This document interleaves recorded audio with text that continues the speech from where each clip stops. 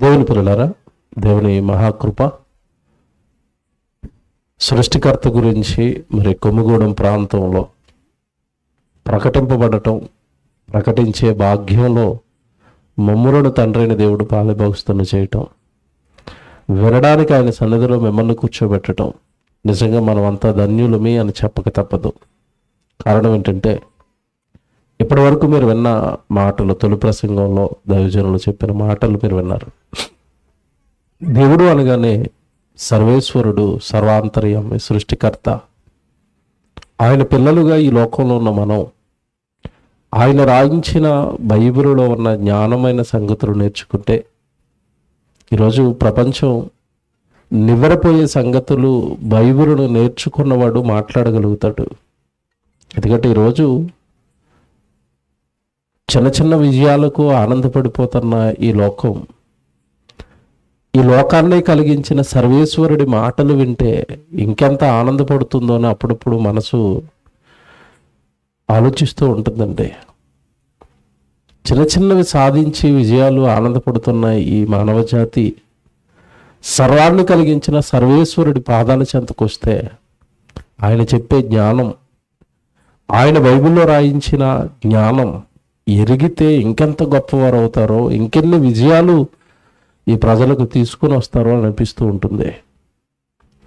దేవుని పిల్లలారా, దేవుడు అనగానే సహజంగా ఈ రోజు ఉన్న సమాజానికి అర్థమైంది ఏంటంటే ఎక్కడో కనబడిన శక్తి ఉందట.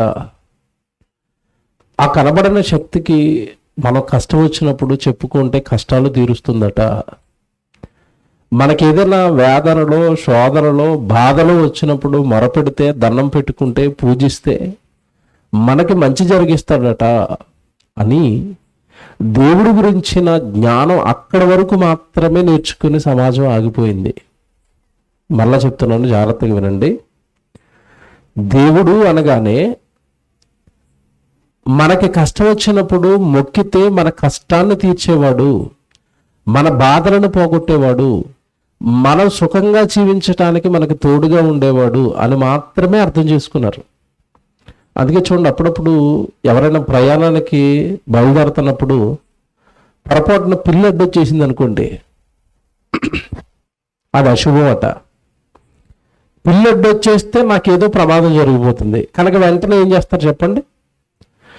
ఆ బండి అక్కడ స్టాండ్ వేసి అక్కడ ఆపేసి పరుగున ఇంట్లోకి వచ్చేసి, అమ్మా మంచినీళ్ళు తేమ్మా, ఆ వాటర్ తాగి. ఎందుకంటే వెనక్కి వచ్చారని ఈవిడ అడుగుతుంది భార్య. నేను వెళుతున్నప్పుడు నాకు ఏం ఎదురొచ్చింది? పిల్లి ఎదురొచ్చిందని. అప్పుడు ఆ మంచినీళ్ళు తాగిన తర్వాత వచ్చి దేవుడికి దండం పెట్టుకుని, దేవా నేను వెళ్తున్నాను మరి నన్ను కొంచెం కాపాడండి, అప్పుడు వెళతారు. అంటే అర్థం ఏంటంటే నా ప్రయాణంలో నన్ను క్షేమంగా తీసుకెళ్లేవాడు, నాకు తోడుగా ఉండేవాడు, నాకు ఏ కష్టం రాకుండా చూసుకునేవాడు. ఇక్కడ వరకు మాత్రమే, ఈ చిన్ని జ్ఞానం మాత్రమే దేవుడి గురించి సమాజం అర్థం చేసుకుంది తప్ప అసలు దేవుడనే ఆయన ఈ భూమి మీద ఉన్న మనుషులకి ఏమవుతాడు, ఏం చేస్తున్నాడు, మనుషుల గురించి ఎలా కష్టపడుతున్నాడు, ఈ సంగతులు ఏవి కూడానండి దేవుడి పక్షాన ఈ సమాజం ఆలోచించను లేదు, అర్థం చేసుకోవడానికి ప్రయత్నించను లేదు. అసలు దేవుడని ఆయన ఏం చేస్తూ ఉంటాడు, ఎవరు దేవుడు, అసలు ఆయన కష్టం ఏంటి అని ఒక్కరు కూడా ఆలోచించలేదండి. బైబిల్లో ఒక సందర్భాన్ని మీకు జ్ఞాపకం చేస్తాను. కీర్తన గ్రంథం 40వ అధ్యాయం దయచేసి అందరూ తీయండి. కీర్తన గ్రంథం 40వ అధ్యాయము అందరూ తీయండి. 5వ వచనం చూద్దాం. కీర్తన గ్రంథం 40వ అధ్యాయము 5వ వచనం చూద్దాం. బైబిల్లో, యెహోవా మా దేవా, నీవు మా ఎడల జరిగించిన ఆశ్చర్య క్రియలను. ఆ పదం చూడండి అక్కడ. దేవా, దేవా అనగా దేవుడా. ఒక భక్తుడు రాస్తున్న మాట అండి. దేవుడిని బాగా అర్థం చేసుకున్న భక్తుడు రాస్తున్న మాటలు ఇవి. దావీదు గారు రాస్తున్న మాటలు ఇవి.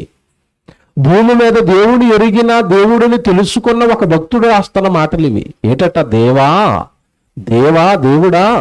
ఆయనకి ప్రార్థన చేస్తూ, ఆయన మీద కీర్తన పడుతూ, దేవా నీవు మా ఎడల జరిగించిన ఆశ్చర్య క్రియలు అనగానే దేవుడు నీకోసం క్రియలు చేసిన వాడట. నీకోసం క్రియల రూపకంలో నీ జీవితం భూమి మీద క్షేమంగా ఉండడానికి కష్టపడేవాడు దేవుడు, మర్చిపోకూడదు. అదే అంటున్నాడు భక్తుడు అక్కడ, దేవా నీవు మా ఎడల జరిగించిన ఆశ్చర్య క్రియలు. అంటే భూమి మీద నిన్ను బ్రతికించడానికి నిన్ను పుట్టించిన దైవం, నీకు జన్మనిచ్చిన నీ కన్న తండ్రి నీ ఎడల ఆశ్చర్యమైన క్రియలు జరిగిస్తున్నాడట. ఆ క్రియ జరిగించే ఆయన దేవుడు. నీకోసం ఆశ్చర్యాలు, నీకోసం వండర్స్ అంటావు కదా. తెలుగు ఇంగ్లీష్ చెప్తే అర్థమవుతుందండి, ఎందుకంటే తెలుగు ఆల్మోస్ట్ మర్చిపోతున్న కాలానికి వచ్చేసాం మనం. తెలుగు చెప్తుంటే ఎవరికి అర్థం అవ్వట్లేదు, ఏదో సంస్కృతం హిందీలో చూస్తున్నారు మొహాలంక. అదే ప్రతి పదాన్ని ఇంగ్లీష్లో చెప్పామనుకోండి అర్థమైపోతుంది, ఈజీగా అర్థమైపోతుంది. బెస్ట్ ఎగ్జాంపుల్ చెప్పాలంటే సొలొమోను గారు అంటారు, వ్యర్థం వ్యర్థం సమస్తమును వ్యర్థమే అన్నారు అనుకోండి. ఆ వ్యర్థం అంటే ఏదో పెద్ద గొప్ప పదం ఏమనుకుంటున్నారు, అది ఇంగ్లీష్లోకి ట్రాన్స్లేట్ చేసామనుకోండి, చిచ్చి చిచ్చి ఎలాగుందటండి, వేస్ట్ వేస్ట్ వేస్ట్ అన్నాం అనుకోండి, ఎలాగుంది. వ్యర్థం అంటే ఏదో పెద్ద బాగా మంచిదేమనుకుంటున్నారు, వేస్ట్ అంటే అర్థమైంది. నీవు మా ఎడల జరిగించిన ఆశ్చర్య క్రియలు అంటే అర్థం అవ్వట్లేదు, ఇంగ్లీష్లో చెప్పాలి. ఏంటవి? వండర్స్. ఏంటండి దేవుడు చేసిన ఆశ్చర్య క్రియలు అంటున్నారా? జాగ్రత్తగా వినండి, మీరు ఆశ్చర్యపోతారు. ఇప్పుడు నిజంగానే మీరు ఆశ్చర్యపోతారు. తొలి ప్రసంగాలు మీరు విన్నారు కదా, తల్లి గర్భంలో బిడ్డగా నువ్వు నీ ప్రారంభపు జీవితాన్ని నువ్వు ఆలోచిస్తే, తల్లి గర్భంలో పిండంగా నువ్వు తయారవుతున్న తొలి రోజులు ఫోటో తీస్తే నీ ఆకారం ఎంత తెలుసా, నీ సైజ్ ఎంత తెలుసా? బియ్యపు గింజ అంత ఉంటావు. భూమి మీద ఇదిగే చక్కటి 6 అడుగులు ఉన్నాను నేనండి, ఒక 80 కేజీలు బరువు ఉన్నాను నేను. ఈరోజు నన్ను చూస్తున్నారు అందరూ. ఈ ఆకారాన్ని, ఈ బరువుని ఈ లోకం చూస్తుంది అంటే దీని ప్రారంభానికి తొలి దినాలకు వెళ్ళిపోతే దీని రూపం ఎంత? బియ్యపు గింజంత. బియ్యపు గింజ అంత ఉన్న రూపాన్ని 3.5 కేజీలు చేస్తాడు బయట డెలివరీకి ముందు. అర్థమైందా మీకు? బిడ్డ పుట్టేటప్పటికి ఎన్ని కేజీలు ఉంటాడండి? 3.5 కేజీలు ఉంటాడు. ఈ మాత్రం పొడుగు ఉంటాడు కదా. ఎంత పొడుగు అంత బరువు బిడ్డకి ఎలా వచ్చింది అంటే బియ్యపు గింజను ఆ రూపంతో తయారు చేశాడు. అంత రూపంగా మలిచాడండి. ఆ రూపంగా మలవడానికి, ఆ రూపంలో అవయవాలు పెట్టడానికి, ఆ అవయవాలు ప్రతిరోజు వాటి పనితీరును గమనించడానికి ఆ సిస్టమ్, నీ శరీరంలో ఉన్న వ్యవస్థలు ఉన్నాయి, చాలా వ్యవస్థలు ఉంటాయి. రక్త ప్రసరణ వ్యవస్థని, జీర్ణ వ్యవస్థని, నరాల వ్యవస్థని, రకరకాల వ్యవస్థలన్నీ పనిచేస్తేనే నువ్వు ఆరోగ్యంగా ఉంటావు. ఈ వ్యవస్థలన్నీ తయారు చేసి పనితీరును గమనించి పర్ఫెక్ట్గా నువ్వు భూమి మీద బ్రతకడానికి, అనువైన నీ దేహాన్ని కట్టడానికి దేవుడికి పట్టిన కాలం 270 రోజుల నుంచి 300 రోజులు. అదే నువ్వు 9 నెలలు లేదంటే 10 నెలలు అంటున్నావు కదా. ఎందుకు 10 నెలలు నువ్వు తల్లి గర్భంలో ఉన్నావు అంటే ఈ బియ్యపు గింజ ఆకారంలో ఈ మహానిర్మాణం. గుండెను చేయాలి, ఊపిరితిత్తులు చేయాలి, కిడ్నీలు చేయాలి, నువ్వు తిన్న ఆహారం అంతా అరిగిపోవడానికి ఈ పేగులు చేయాలి, జీర్ణ వ్యవస్థను రన్ చేయాలి, వీటన్నిటిని ఒకదానితో ఒకటి అనుసంధానం చేయాలి, చర్మం చేయాలి, ఎముకలు చేయాలి, ఆ చర్మానికి ఒక రంగు వేయాలి. వీటన్నిటినీ తల్లి గర్భంలో దేవుడు చేసి భూమి మీదకి మనిషిని పంపిస్తాడు. అది జ్ఞాపకం చేసుకున్న భక్తుడు అక్కడ ఏమన్నాడు తెలుసా? దేవుడు అనగానే మా ఎడల ఎలాంటి క్రియలు చేస్తాడట? ఆశ్చర్య క్రియలు చేసేవాడు దేవుడు. మీకు ఇంకోటి చెప్తాను, వండర్. ఇప్పుడు నేను ఏదైనా బాటిల్ కానీ ఏదన్నా వస్తువుని ఇలాగ మన శూన్యంలో నిలబెట్టగలుగుతామా? నిలబడతాయండి ఏమైనా? ఏమీ నిలబడవు. ఇప్పుడు మీరు పాట చూశారు కదా, ఆ పాటలో భూమి ఎక్కడుందని చూపించారు. మీరేదైనా వేలాడి చేయండి శూన్యంలో, ఎంత ఉందండి భూమి, ఎంత బరువు అండి, ఎన్ని టన్నుల కేజీల బరువు ఉందండి భూమి మీద ఉన్న వస్తువులు ఏంటండి, ఈ భూమి మీద ఉన్న ప్రజలు ఏంటండి. ఇంతమంది ఇంత బరువు కలిగిన ఈ గ్రహాన్ని దేవుడు ఎక్కడ వేలాడి చేసిరట? శూన్యంలో. ఇది ఆశ్చర్యం కదా, ఇది ఆశ్చర్యం కదా. పోనీ ఇది నీకు అర్థమవుదేమో, నేను ఆకాశంలోకి అట్లో తిరగని మన దగ్గరే నిలబడతాను. రాత్రి శుభ్రంగా మటన్ తినేసావు ముక్కలు, బాగా చాలా రోజులకి తెచ్చారని ముక్కల మీద మొక్కలు తినేసావు, గట్టి గట్టి ముక్కలు లోపల వేసావు. తెల్లవారిసరికి ముక్కలన్నీ లోపలే ఉంటాయి, అరిగిపోతున్నాయి. అంటే లోపల ఏం పని చేస్తుంది ఇప్పుడు? పిండి రుప్పి గ్రైండర్ ఒకటి పెట్టాడు అనమాట. నువ్వు ఏం వేసినా అరిగిపోద్ది. ఎలా అరిగిపోయింది ఎవరికి తెలియదు, తినడం తెలుసు తప్ప ఎలా జరుగుతుందని ఎవడు ఆలోచిస్తాడు? నేను తింటున్నవన్నీ ఏమైపోతానని ఎవరు ఆలోచిస్తారు? నేను తింటున్నవన్నీ ఎవరు చేశారని ఎవరు ఆలోచిస్తారు? తినడం నేర్చుకున్నారు, త్రాగటం నేర్చుకున్నారు. ఎవరిని తినడానికి, త్రాగడానికి, ధరించుకోవడానికి, ఈ లోకంలో ఉన్నవన్నీ అనుభవించడానికి మనిషి ఎవరిని అహోరాత్రులు కష్టపడుతున్నాడు తప్ప ఎవరు చేశారు, ఎవరు ఇస్తున్నారు, ఎలా వస్తుంది పంట, తింటున్నవి ఎలా అరుగుతున్నాయి, దీని అంతటి వెనక ఈ క్రియలు చేస్తున్నది ఎవరండి ప్రశ్నించుకుంటారు? ఎంత మంచి మాట అండి భక్తుడు రాసిన మాట 40వ అధ్యాయం 5వ వచనంలో, దేవా నీవు మా ఎడల జరిగిస్తున్న ఆశ్చర్య క్రియలకు స్తోత్రం తండ్రి. నువ్వు లేకపోతే మాకు బ్రతుకు లేదు భూమి మీద, నువ్వు లేకపోతే జీవితం లేదు, నువ్వు లేకపోతే అసలు జీవం లేదు, నువ్వు లేకపోతే నువ్వు ఇచ్చిన శరీరం పెంచి పోషించబడడానికి అవసరమైన పంచభూతాలు లేవు, ఆహారము లేదు, ఏమీ లేవు నాయన. నువ్వు లేకపోతే నువ్వు చేస్తున్న ఈ క్రియలను బట్టి స్తుతులు తండ్రి అన్నాడు. అంటే దేవుడు అనగానే నిన్ను కేవలం కాపాడేవాడు కాదు, నీకు జన్మనిచ్చిన వాడు, తల్లి గర్భంలో నిన్ను నిర్మించిన వాడు.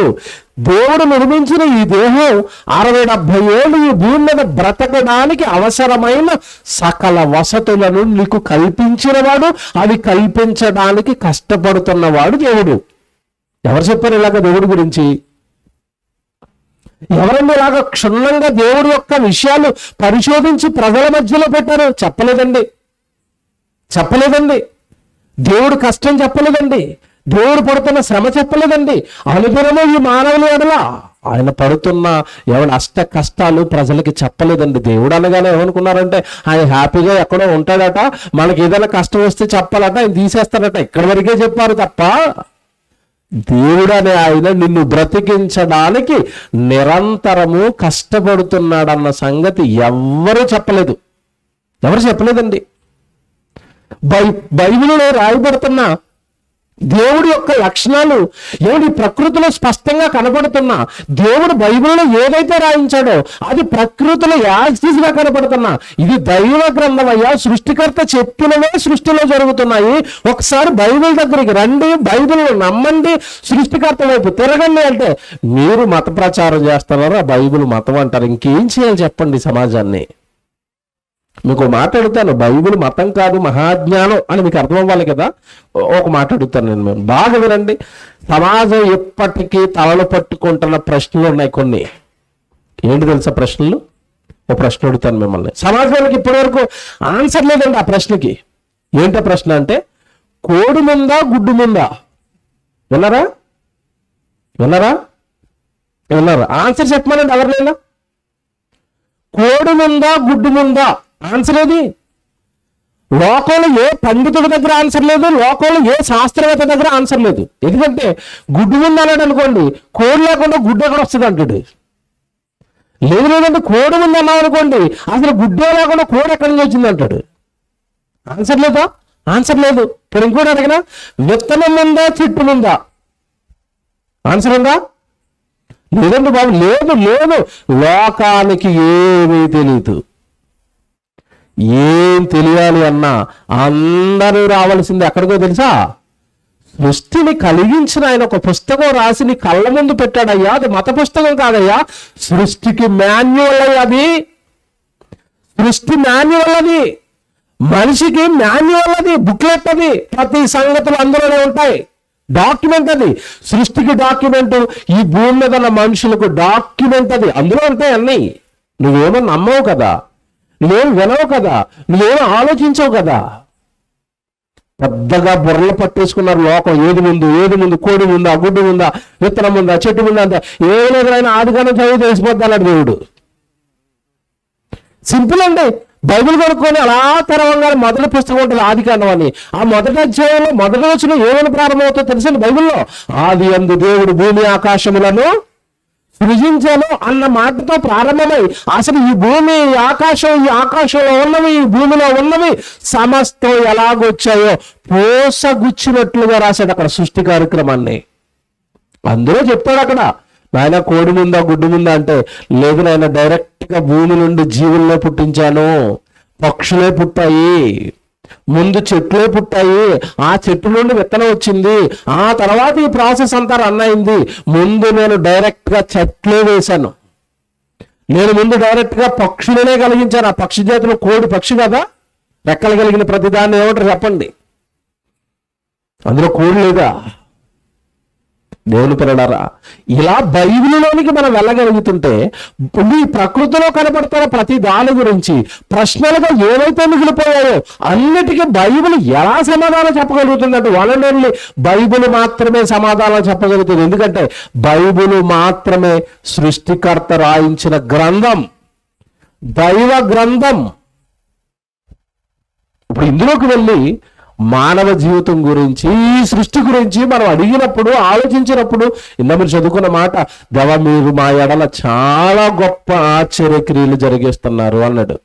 ఏంటో తెలుసండి, దేవుడు మన కోసం జరిగించినవి కొన్ని చెప్తానండి, మీరు బాగా ఆలోచించండి. రాత్రి నిజంగా ఆశ్చర్యపోతాం.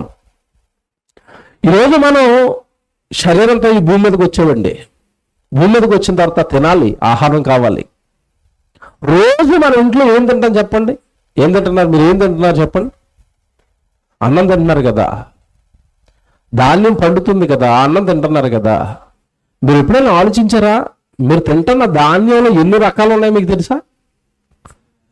రకాలు బాగా ఆలోచించి మీరు ఆన్సర్ చెప్పండి. మాకేం తెలుసండి, మాకు ఒక బాస్మతి, ఎవరైనా చుట్టాలు వచ్చినప్పుడు బిర్యానీ వేయడానికి కర్నూలు రైసు, సోనా మేసూరు, సన్న బియ్యం, గట్టిగా 3-4 పేర్లు చెప్తారు మీరు, అంతేనా?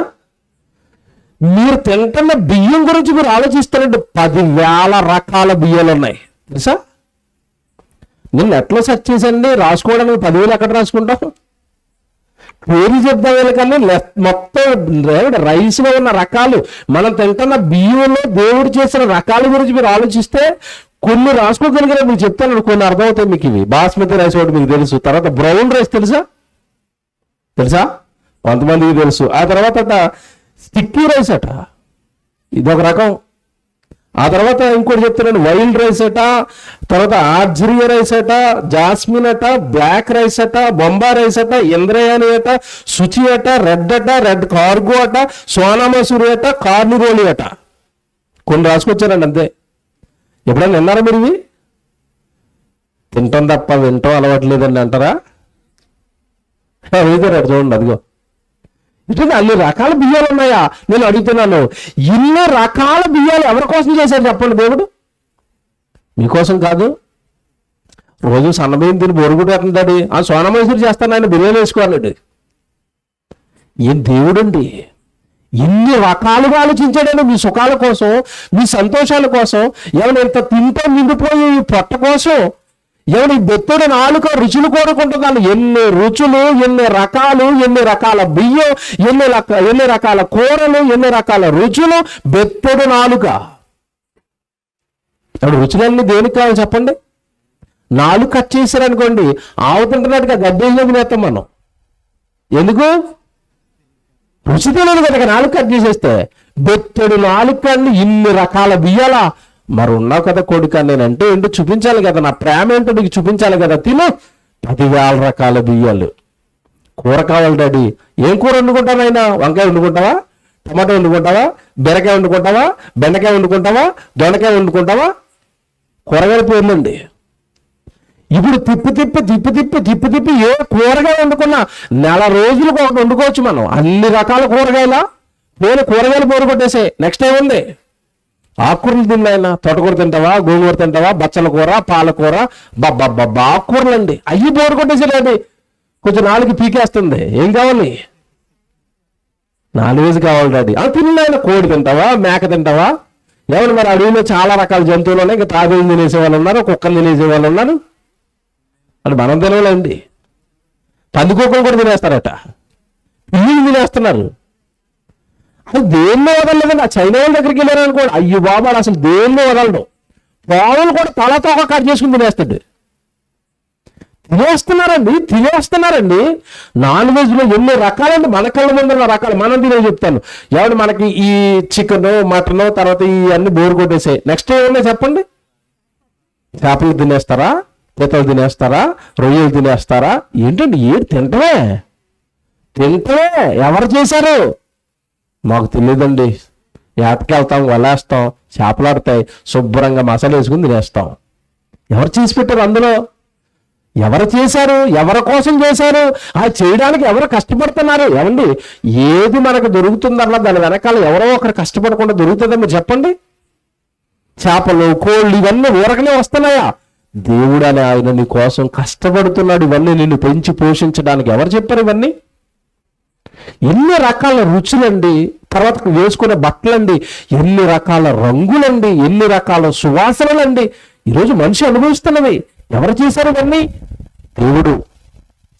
దేవుడు అనే ఆయన చేస్తుంటే, దేవుడు వలన ఇవన్నీ మనిషి అనుభవిస్తూ, అసలు దేవుడు అంటున్నారు, దేవుడు లేడంటున్నారు, ఉన్నా ఆయన ఎవరో తెలియదు, ఎక్కడున్నాడో తెలియదు, ఎందుకు ఇవన్నీ చేస్తున్నాడో తెలియదు, నేనేం చేయాలి దేవుడు కానీ తెలియదు. నీవు మా ఎడల జరిగించిన ఆశ్చర్యక్రియలు. బియ్యం ఆశ్చర్యం కదా, నువ్వు తింటున్న రొయ్య ఆశ్చర్యం కదా, నువ్వు తింటున్న పీతల ఆశ్చర్యం కదా, నువ్వు తింటున్న మటన్ ఆశ్చర్యం కదా. ఎప్పుడు తింటున్నావు తప్పుడు ఆలోచించావు ఎప్పుడైనా? నేను చాలా రోజులు మేకల గురించి ఆలోచించానండి. అసలు దేవ మాకు మేకను ఎందుకు ఇచ్చావంటే, ఈ మధ్యకాలంలో ఒకటి అర్థమైంది నాకు. ఆరోగ్యం బాగోలేనప్పుడు అండి ఒక డాక్టర్ గారు వచ్చి అంటున్నారు, మీ శరీరంలో ఉన్న ఆరోగ్యం అంతా బాగుండాలి అంటే, మీరు ఆరోగ్యంగా ఉండాలి అంటే రోజుకు ఒక ఆకు యొక్క రసాలు తాగండి అని చెప్పాడండి. అంటే ఒకరోజు కొత్తిమీర రసం, ఒకరోజు జామాకుల రసం, ఒకరోజు మామిడాకుల రసం, ఒకరోజు కరివేపాకు రసం, ఇలా మీకు దొరుకుతున్న ఫలాలు, ఒకరోజు దానిమ్మాకుల రసం, ఇలా ఆకుల రసం తాగారు అంటే మీ శరీరంలో ఉన్న సర్వరోగాలు పోతాయి. భయంకరమైన ప్రోటీన్స్ కానీ వ్యాధి నిరోధక శక్తులు కానివ్వండి అన్ని ఆకుల్లో ఉన్నాయి, మీరు ఆకుల రసాలు తాగండి అన్నాడు. ఎవరి నిజం, మన కళ్ళ ముందు ఒక 4 ఆకులు దొరికితే ఆకుల రసాలు తాగుతాం.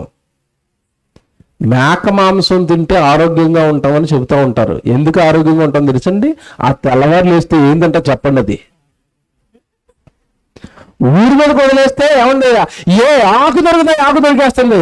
నువ్వు తినలేవు కనుక దానితో తినిపించి దాన్ని నువ్వు తినే కొడుకు అన్నాడు. ఎలాగుంది?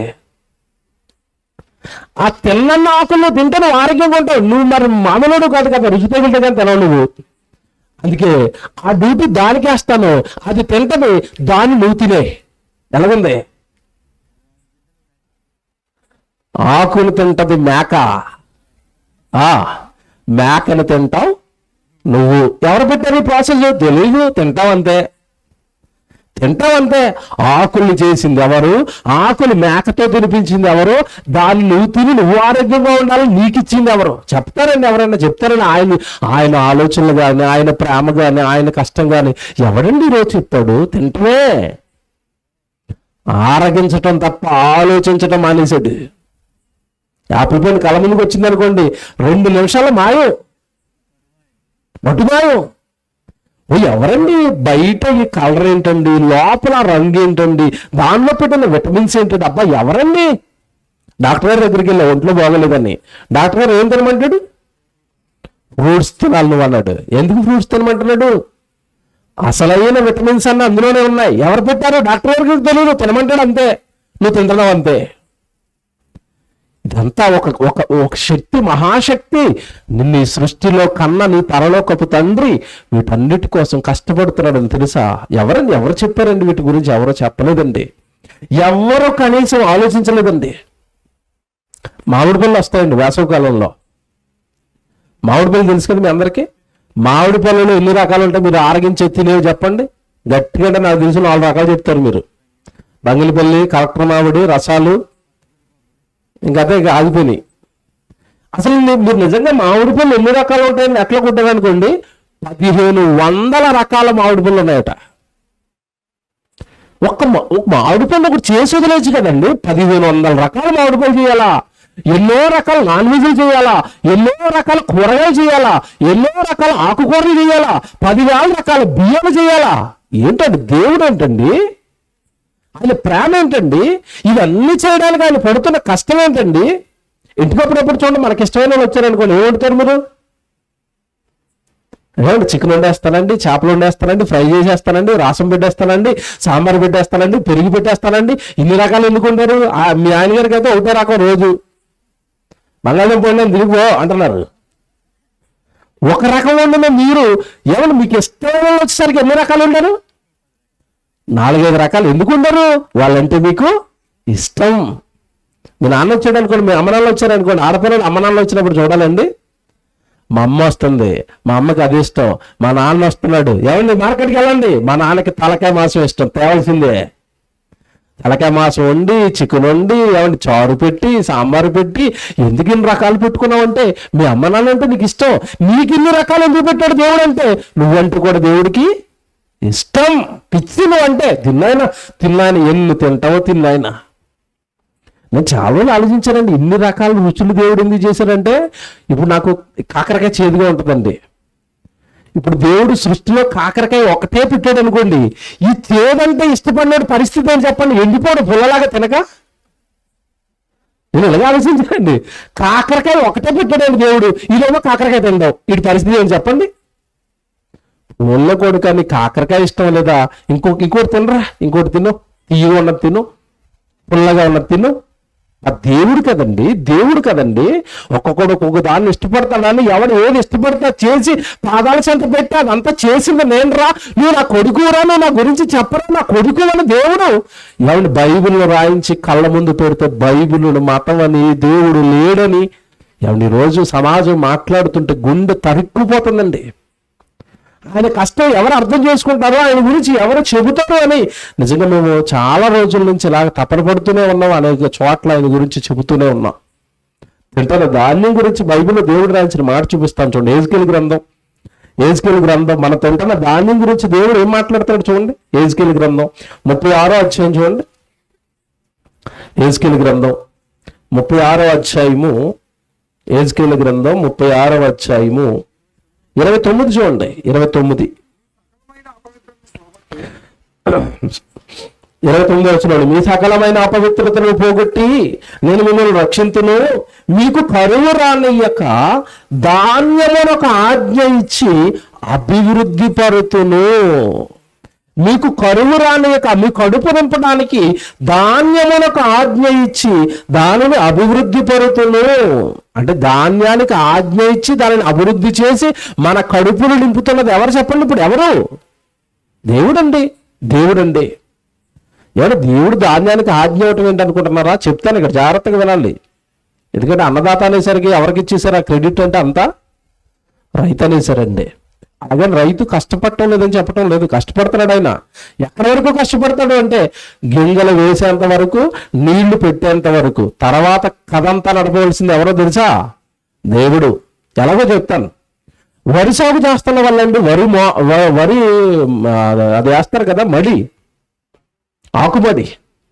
ఇప్పుడు ఎకరాకి ఆకుమడి వెయ్యాలి. ఎకరా పొలంలో ఎవరితను నారు నాటాలి అంటే ఆకుమడి వేస్తాడు కదా.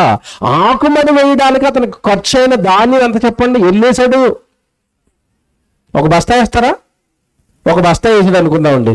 ఇప్పుడు ఒక బస్తా ఆకుమడి వేస్తే అలా జాగ్రత్తగా పైరు వచ్చింది, నాట్లు వచ్చాయి, పట్టుకెళ్ళి ఎకరాలో నాటాడు. ఇప్పుడు ఇతను వేసింది ఒక బస్తాయే. నాటిన తర్వాత ఎకరా పొలంలో అవి పెరిగిన తర్వాత ఎవరు చివరికి వచ్చిన దిగుబడిలో వచ్చిన బస్తాలన్నీ 50. నువ్వు వేసింది ఒక బస్తాయే కదా. అంటే ఇప్పుడు ఒక బస్తాని 50 బస్తాలు చేసింది ఎవరు చెప్పండి నాకు? రైతు గారా? మందు కొడతాను ఆయన, నీళ్లు పెడతాను, కష్టపడతాను, వచ్చి ఇంట్లో రాత్రిపూట పడుకుంటాను. ఒకటిని 50 చేస్తున్నది ఎవరు? దేవుడు కదండి. ఎవరు చెప్పారండి ఇది? దీనికోసం దేవుడు పడుతున్న కష్టం ఎవరు చెప్పారండి? ఆ పంట పండాలి అంటే వర్షం ఉండాలి, నీళ్లు ఉండాలి. వర్షం రావాలంటే దేవుడు ఎంత కష్టపడాలి తెలుసండి? వెనకాల వేసవ కాలం అంతా సముద్రంలో ఉన్న నీళ్ళన్నీ వేడి చేసి ఆవిరిగా పైకి ఎక్క చేసి పైన మేఘాలలో వాటిని నింపి వర్షాకాలం వాటిని నీ కళ్ళ ముందుకు పట్టుకొచ్చి నీ ఇంటి ముందు నీ చేనులో వాటిని పోసి ఎవడు నీళ్లు పోసిన తర్వాత నువ్వు వచ్చేసావు, బస్తా పట్టుకుని వేసేసావు. ఆ వేసిన తర్వాత మొలకెత్తడానికి భూమికి ఆజ్ఞ ఇచ్చి నా కొడుకు మొలకలు వేసాడమ్మా నువ్వు మొలిపించాను భూమికి చెప్పి, అది మొలిసిన తర్వాత అది పంట పడడానికి పైన సూర్యుడు పెట్టి, సూర్యుడు ఎండ పడితేనే కానీ అందులో పంట గింజ అనేది పైకి రావటం లేదు. ఇదంతా ఎవరు జరిగిస్తున్నారు? నీళ్లు పెట్టింది ఎవరు? సూర్యుని మండిస్తున్నది ఎవరు? ఏమైనా మొలకలు భూమిలోంచి వచ్చేటట్టుగా చేసింది ఎవరు? దానిలో గింజలు పెట్టింది ఎవరు? ఒక బస్తాను 50 బస్తాలు చేసింది ఎవరు? ఎవరి కష్టం అంతా? ఎవరు చెప్తారు ఇవన్నీ? ఏదో అలా వచ్చేస్తాం, తినేస్తున్నాం. జై కిసాన్, తర్వాత జై జవాన్, జైలు కొట్టుకుంటూ తిరుగుతాం. ఆయన ఎదురేస్తాం. అసలు ఆయన్ని ఎవరిని? దేవుడిని. వీళ్ళ కష్టాన్ని నేను తక్కువ చేయటం లేదండి. వీళ్ళు కష్టమే కష్టమని చెప్పి అసలు కష్టపడుతున్న దేవుడు ఎందుకు పక్కకు పెట్టారు? ఆయన ఎందుకు మొత్తం తృణీకరించారు? ఆయన ఎందుకు మొత్తం విడిచిపెట్టారు? ఎంత మంచి మాట చదువుకున్నాం ఇప్పుడు మనం. మీ ధాన్యమును నేను అభివృద్ధి పరుతున్నాడు. ధాన్యాన్ని అభివృద్ధి చేస్తాడట, కడుపును నింపుతాడట. ఏమంటే దేవుడి గురించి మీరు బాగా ఆలోచిస్తానండి. అసలు ఈ ఆకలి విషయంలో, పిల్లలకి తిండి విషయంలో దేవుడు ఆలోచించినట్టుగానండి భూమి మీద ఎవరు ఆలోచించలేరండి. ఎవరు ఆలోచించలేరు. మీకు మాట చెప్తాను, జాగ్రత్తగా వినండి, మీకు అర్థమవుతుంది. భూమి మీదకి వచ్చిన తర్వాత అండి మనం తింటున్నామండి. తల్లి గర్భంలో మనం ఎలా తిన్నాం, తల్లి గర్భంలో మనం ఎలా పోషించబడ్డాం ఎప్పుడైనా ఆలోచించారా? అక్కడ మీరు ఎంతకాలం ఉన్నారు తల్లి గర్భంలో? 9 నెలలు ఉన్నారు కదా. ఆ 9 నెలలు మీకు తిండి పెట్టింది ఎవరు? ఆ 9 నెలలు మీ బాగోగులు చూసింది ఎవరు చెప్పండి? ఎవరు? అక్కడ మీ అమ్మ లోపలికి వచ్చి పొట్టలోపలికి వచ్చి, అమ్మ ఏం చేస్తానో బాగున్నవారు, 2వ రోజు కదా ఏవేవి తగిలించుకున్నావు అని అడిగిందా? మీ నాన్నగారు ఏమైనా పరామర్శించడానికి పొట్టలోపలికి వచ్చి ఓపెన్ చేసి, అమ్మ బాగున్నావా, ఏం కాదు 9 నెలల్లో బయటకు వస్తాను, అన్నీ చూసుకున్నా పర్లేదని మళ్ళీ మూసాడా? ఎవరండి అక్కడ? చీకటి బెలంలో ఉమ్మనీటిలో ఎవరండి అక్కడ? ఎవరు లేరండి అక్కడ. ఉన్నది ఒకే ఒక ఆయన నీతో. ఎవరో తెలుసా? దేవుడు. ఉన్నవాడు నీకు ఊపిరి పోసి ఆ తల్లి గర్భంలో అవయవాలు కట్టి నీ ఆలన పాలన చూసి ఆ చీకటి బెలంలో ఒంటరిగా ఉండకుండా నీకు ధైర్యాన్ని ఇచ్చి ఆ ఉమ్మ నీటిలోనూ చచ్చిపోకుండా నీటిలో నిన్ను కాపాడి భూమి మీదకి వచ్చిన తర్వాత అమ్మను చూసి నాన్నను చూసి చేసిన ఆయన్ని మరిచిపోయండి. ఆయన గుండెల మీద తన్నిందండి ఈరోజు లోకం. ఇదంతా ఆవేదన దేవుడి పక్షాన. తల్లి గర్భంలో నీకు ఎవరూ లేరే, ఆయన కదా నీకు జన్మనిచ్చింది, ఆయన కదా నీకు అవయవాలు చేసింది, ఆయన కదా నీకు తోడుగా ఉన్నది, ఆయన కదా నీకు రూపం చెక్కింది. ఎవరు మీకు మాట్లాడుతాను, మన రూపాలు ఎక్కడ చెక్కబడ్డాయి చెప్పండి? ఎక్కడ చెక్కబడ్డాయి?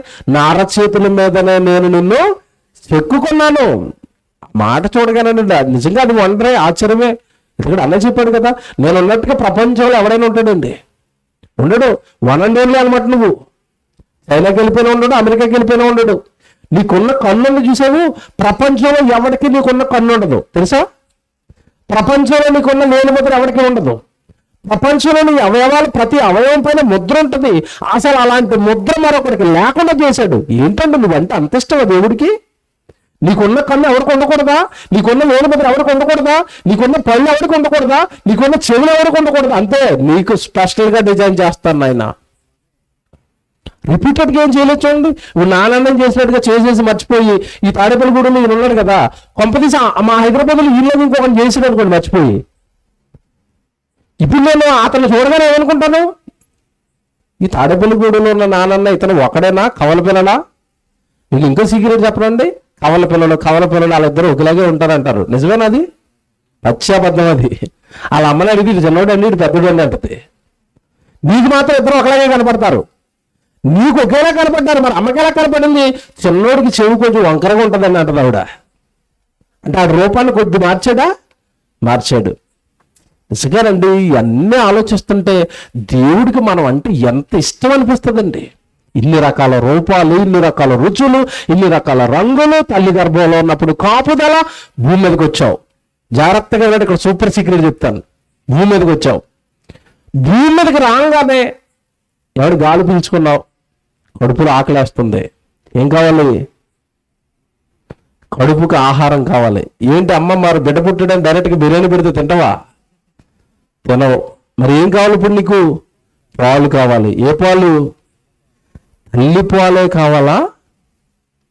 తల్లి పాలే నువ్వు త్రాగాలా? తల్లి పాలు నువ్వు తాగుతున్నప్పుడు జాగ్రత్తగా, నేను చెప్పే ఈ విషయం చాలా జాగ్రత్తగా వినండి. మనం అందరం కూడా తల్లి గర్భం నుండి పుట్టిన వాళ్ళమే, తల్లి పాలు త్రాగిన వాళ్ళమే. తల్లి పాల విషయంలో దేవుడు ఏమన్నాడు తెలుసండి? నిజంగా నాయన మీరు మనసు పెట్టి కనుక ఆలోచిస్తే తల్లి పాలు త్రాగిన ప్రతి ఒక్కడికి నేనేంటో అర్థం అవ్వాలి, నన్ను నమ్మాలి అని రాసాడండి బైబిల్ దేవుడు. మాట చూపిస్తాను. కీర్తన గ్రంథం 22వ కీర్తన మీరు చూడండి. తల్లి పాలు త్రాగిన ప్రతి ఒక్కడు దేవుడిని నమ్మాలి. తల్లి పాలు తాగనుడు మానేయండి, దేవుడు లేడని చెప్పండి. త్రాగవా, దేవుడు అన్నాడని నువ్వు ఖచ్చితంగా చెప్పవలసిందే అన్నాడు. 22వ అధ్యాయం చదువుతున్నా చూడండి. ఏమండి, కీర్తన గ్రంథం 22వ అధ్యాయము 9వ వచనం చదువుతున్నారు. గర్భము నుండి నన్ను తీసిన వాడు నీవే కదా, నేను నా తల్లి వద్ద స్తన్యపానము చేయుచుండగా నీవే కదా నాకు నమ్మిక పుట్టించితివి. ఏమండి, ఇది మీరు చాలాసార్లు చదువుకున్నారు కానీ ఇప్పుడు చెప్తాను, దీని కథ జాగ్రత్తగా వినండి. తల్లి గర్భము నుండి నన్ను తీసిన వాడు నువ్వే కదా, తల్లి గర్భంలో రూపమిచ్చింది నువ్వే కదా, నన్ను అవయవాలు కట్టింది నువ్వే కదా, అక్కడ నాకు తోడుగా ఉన్నది నువ్వే కదా, ఏమన్నా అక్కడ నేను క్షేమంగా నన్ను ఉంచినది నువ్వే కదా, అక్కడ నుండి నన్ను బయటకు తీసిన వాడవు నీవే కదా అన్నాడు.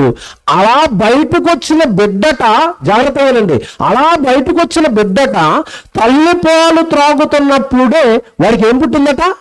ఏ నమ్మకం పుట్టిందండి ఇంతకీ? మీకు అర్థమైందా? ఏమన్నా, నేను తల్లి వద్ద స్తన్యపానం చేయుచుండగా నీవే కదా నాకు నమ్మిక పుట్టించితివి అన్నాడు. ఇంతకీ తల్లి పాలు త్రాగుతున్నప్పుడు మీకు ఏ నమ్మకం పుట్టింది?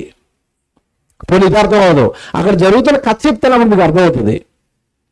ఏమంటే తల్లి గర్భంలో నుంచి బిడ్డ బయటకు పడగానే వాడు ఏం చేశాడు చెప్పండి? ఏం చేస్తాడు చెప్పండి? ఫస్ట్ చేసే పని ఏంటి చెప్పండి? ఏడుపు, క్యార్ క్యార్ క్యార్ క్యార్, గోళ, ఏడుపు ఏడుపు ఏడుపు ఏడుపు ఏడుపు. నేను అడుగుతున్నాను, బిడ్డ ఎందుకు ఏడుపుతున్నాడు చెప్పండి? బిడ్డని కన్నా తల్లిని చెప్పాలా?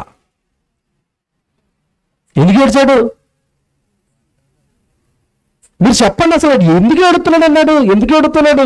పోనీ ఎందుకు ఏడ్చాడో మీకు తెలియదు. ఏం చేస్తే ఏడు ఆపేస్తాడు చెప్పండి? పోనీ ఏం చేస్తే ఆపేస్తాడు? రారా కన్నాను ఇలా ఒళ్ళో పెట్టుకుని వాడికి పాలు ఇవ్వగానే సైలెంట్ అయిపోయి కుక్క పిల్లలాగా నోరు వేసాడు. ఇప్పుడు నేను ప్రశ్న అడుగుతున్నాను, భూమిలోకి వచ్చిన తర్వాత పుట్టగానే ఏడ్చిన వీడు తల్లి గర్భంలో ఉన్నప్పుడు ఎప్పుడైనా ఏడ్చినట్టుగా ఏడుపులు పడ్డాయా? తన్నుతున్నాడండి, కదులుతున్నాడండి అన్నావు కదా, ఏడ్చినట్టుగా ఎప్పుడైనా సౌండ్ వచ్చిందా లోపల నుంచి? వచ్చిందా? తల్లిని చెప్పాలి, లోపల వీడు బాగా ఏడ్చేస్తున్నాడండి అని ఏ తల్లిని అన్నదా? అనలేదు. అంటే మరి లోపల ఏడవని వాడు బయటకు వచ్చాక ఎందుకు ఏడుతున్నాడు చెప్పాలి నాకు. ఎందుకు ఏడుతున్నాడు? లోపల మా డాడీ ఉన్నాడండి, లోపల మా సృష్టికర్త ఉన్నాడండి, నా చేతులు బిగించాడండి, నా కాళ్ళు బిగించాడండి, రోజు నాతో మాట్లాడుకున్నాడండి, నన్ను క్షేమంగా ఉంచాడండి, నేను అక్కడ ఆయనతో హ్యాపీగా ఉన్నానండి. బయటికి రాగానే బాబు వీళ్ళెవరు?